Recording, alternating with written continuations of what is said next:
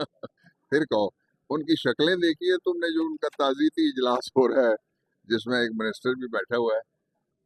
हमने वो इलेक्शन जो जीता है उसका पूरा संबड़ियाल गवाया, ये बाहर ही नहीं निकल सके। पूरी इलेक्शन कैंपेन में सारी सख्तियों के बावजूद पाकिस्तान तहरीक इंसाफ मैदान में थी। कल इनके कैंप्स खाली थे, इंडिपेंडेंट ब्लॉगर्स, रिपोर्टर्स, उन सब ने ये रिपोर्ट किया है। हमारे कैंप शाम तक भरे हुए थे। इनकी जितनी भी पॉपुलैरिटी है वो पंजाब के थाने के एसएचओ से शुरू होती है और इलेक्शन कमीशन के आरओ तक जाती है। इसके अलावा ये पब्लिक में गए ही नहीं। नवाज शरीफ कोई प्राइम मिनिस्टर तो नहीं था, उस पर पाबंदी तो नहीं थी, वो जाता ना कंपेन करता। बेशुमार इनके खानदान के दूसरे लोग हैं जिनके पास मिनिस्ट्रीज नहीं है, वो जाते, वो जाके कंपेन करे। ये अगर जाते तो लोगों को अपने जूते ज़ाया करने पड़ जाने थे, इसलिए ये नहीं गए। फिर वो आजकल महंगाई है, जूते बड़े महंगे हो गए। एक दूसरा ये है कि पाकिस्तान के लोगों ने इमरान खान के हक में कल फिर एक रेफरेंडम किया, और उस रेफरेंडम के जरिए से वो सारा गासिब निज़ाम जो ये कहता है कि इमरान खान अनपॉपुलर है और वो पॉपुलर हो गए, वो सारे के सारे मंजी थले घुस गए, दूसरे लफ्जों में गायब हो गए पब्लिक में से। फिर ये कि इमरान खान ने एक ऐसे मरहले पे दो फैसले किए हैं जो पाकिस्तान की तकदीर इंशाल्लाह ज़रूर बदलेंगे। एक तो ये कि उन्होंने कहा है कि अब जो मज़ाहमत है उसको मैं खुद पहले की तरह जेल में बैठ के लीड करूंगा। ये कोई नई बात नहीं है। इससे पहले बैरिस्टर करमदास मोहनचंद गांधी, उन्होंने जेल में बैठ के ऑल इंडिया नेशनल कांग्रेस को लीड किया था। इससे पहले अमांदला के नाम से तहरीक जो चली थी, एक ग्लोबल आइकन है दूसरे, नेल्सन मंडेला अफ्रीका के, उन्होंने भी जेल में बैठ के मज़ामत को लीड किया था। इसलिए ये एक खान अब्दुल वली खान है, जुल्फ़िकार अली भुट्टो हैं, और फिर दूसरा इसके मुकाबले में अगर आप देखेंगे तो आपको मिलेगा नवाज शरीफ, जिसको बाहर से देखें खाने के लिए जाती थी, 200-200 बंदा उससे मुलाकात करने के लिए जाता था, और उसकी एक बाहर एम्बुलेंस खड़ी होती थी और हमेशा वो डील लेके निकलता था जब भी वो अंदर गया। तो ये पाकिस्तान की जो तारीख है इसको बदला नहीं जा सकता किसी तरीके से। अच्छा, आखिरी बात मैं जो कहना चाहता हूँ, और सवाल है फिर मैं ले लेता हूँ, वो बात ये है कि इस वक्त दो फैसले इमरान खान ने किए। एक फैसला मैंने आपको बता दिया, दूसरा फैसला ये है, वो कहते हैं कि टाइम मैं चूज करूंगा और दिन मैं चूज करूंगा और वेन्यू मैं चूज करूंगा, जिसके जरिए से मैं बताऊंगा कि हम कब ये मज़ामत की तहरीक दोबारा जो है इसको शुरू कर रहे हैं। अच्छा, इसके अलावा जो इमरान खान ने कहा वो भी वर्कर्स के और पाकिस्तानियों के दिल की आवाज़ है कि जो कोई विकेट के दोनों तरफ खेलेगा उसके लिए कहा कि डट जाओ या हट जाओ।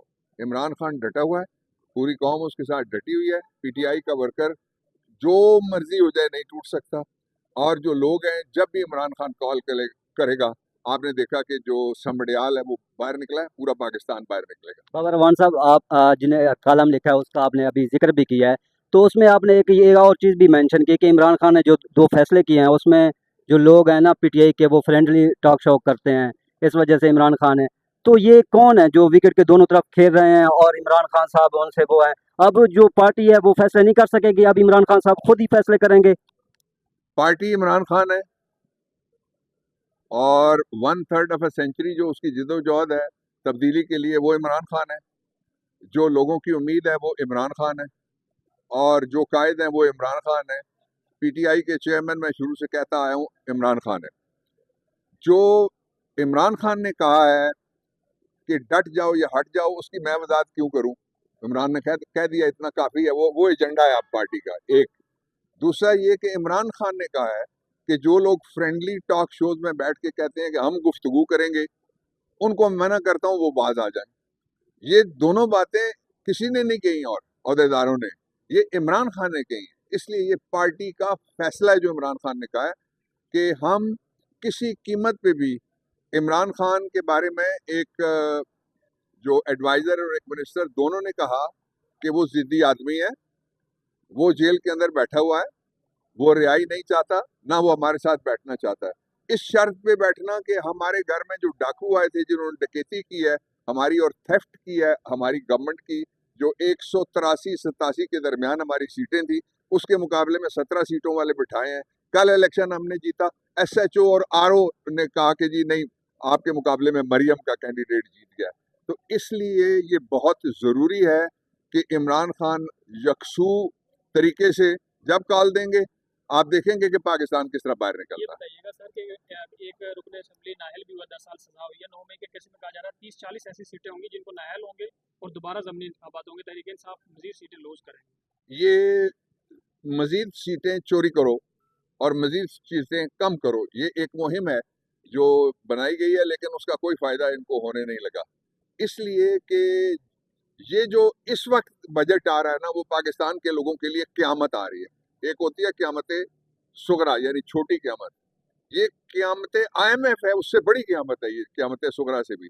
तो इसलिए लोग बाहर निकलेंगे। जो सावन के अंधे ये कहते हैं कि पाकिस्तानी कौम बाहर नहीं निकलेगी, कल उनको मैसेज चला गया।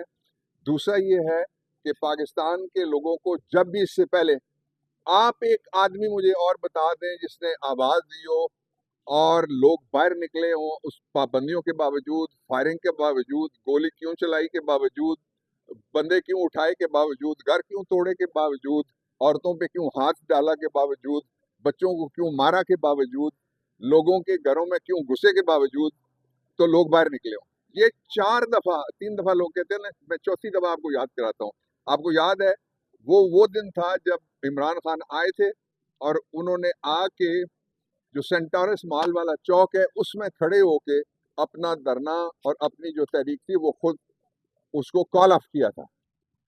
और उससे पहले उन्होंने जो फायरिंग के वाकयात वाला मैंने आपको बताया, उससे पहले धरना भी उन्होंने जब APS के बच्चों का वाकया हुआ तो उसके बाद कॉल ऑफ किया था।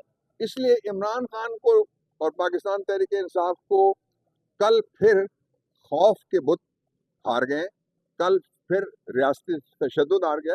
वोटर जीता है, गिनने वाले गड़बड़ करते हैं, ये दूसरी बात है। अच्छा बाबर वान साहब, आपने ट्वीट देखा होगा, ख्वाजा आसिफ साहब ने समड़ियाल इलेक्शन का क्रेडिट पाक फौज को दिया है। उन्होंने कहा है कि बहुत अच्छे तरीके से इलेक्शन कंटेस्ट हुआ है और इस सारे क्रेडिट जो है समड़ियाल इलेक्शन का पाक फौज को जाता है। तो वोट को इज्जत दो का वो कामयाब हो गए थे। नहीं, वो तो शुरू से उनकी वोट को इज्जत दो, आप सुनते रहे या मैं सुनता रहा, वो कह रहे होते थे दिल में नोट को इज्जत दो। हमें आवाज आती थी कि वोट को इज्जत दो, वो नोटों वाले सारे। दूसरा ये है कि ये सारे वो हैं जो रात को 8 बजे के बाद फोन करते हैं, बाजवा साहब मैं हार गया जी। अच्छा, नवाज शरीफ बड़ी खूबसूरत ऐनक लगाकर लंदन चले गए सर। सर एक ये है कि इमरान खान साहब अब मज़ामत खुद लीड करने, क्या जी, खूबसूरत ऐनक लगाकर लंदन पहुंचे हैं, इस्तकबाल किया गया कहाँ पहुंचे हैं? लंदन। वो लंदन से पाकिस्तान के दौरे पे फिर आ जाएंगे कभी। सर इमरान खान